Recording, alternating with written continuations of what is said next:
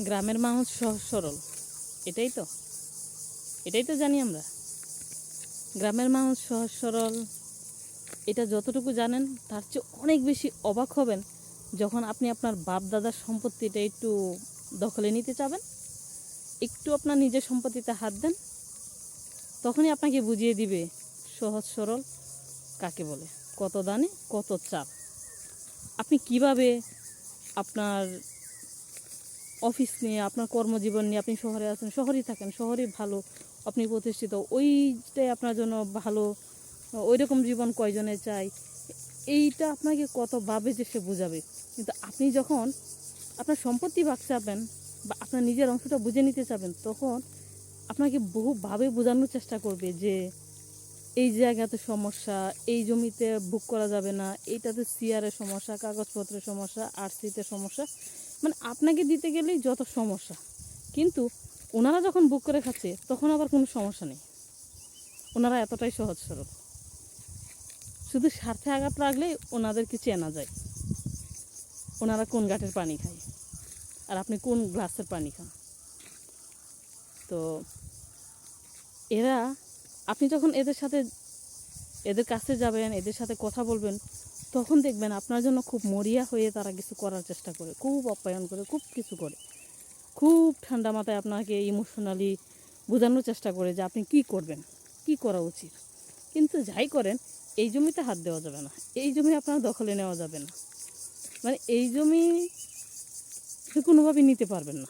সব কিছুর পরে আপনাকে যখন ইমোশনালিও ওনারা কন্ট্রোল করতে পারবে না, তখন আপনাকে এটাই বলবে যে এই জমি তো দাদাই আমারে লেখা দিছিল, এই জমি তো নানা আমারে লেখা দিছিল, এই জমি তো আমার মায়ের নামে আগেই লেখা ছিল।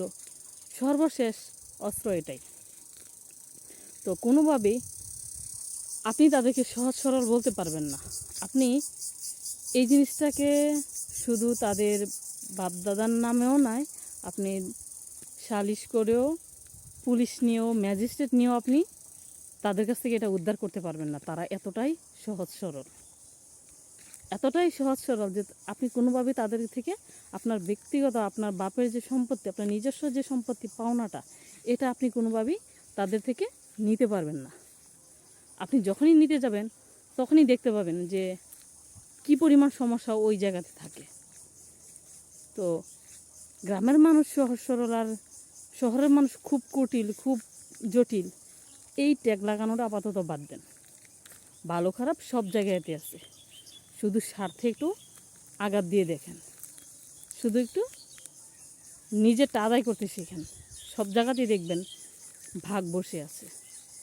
আপনি আপনার মতো করে আপনার অংশটা বুঝে নিন। গ্রামের সহজ সরল মানুষ সম্পর্কে আপনার খুব ভালো আইডিয়া হবে যে সহজ সরল মানুষগুলা কীরকম হয়, কত রঙের হয়, কত রূপের হয়, কত ধরনের হয়, আর কত কিছু পাওয়া যায়।